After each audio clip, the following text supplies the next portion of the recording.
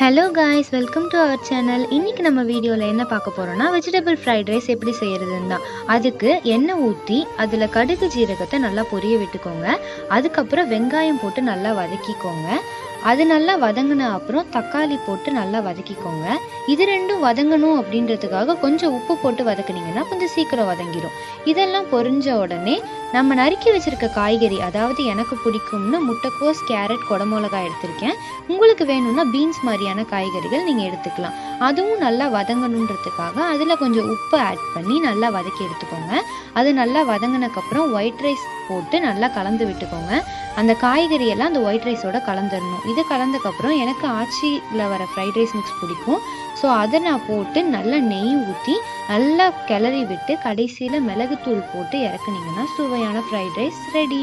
இந்த வீடியோ பிடிச்சிருந்தா லைக் பண்ணுங்கள், ஷேர் பண்ணுங்கள், சப்ஸ்கிரைப் பண்ணுங்கள். மறக்காமல் பக்கத்தில் உள்ள பெல் ஐக்கானையும் ப்ரெஸ் பண்ணுங்கள்.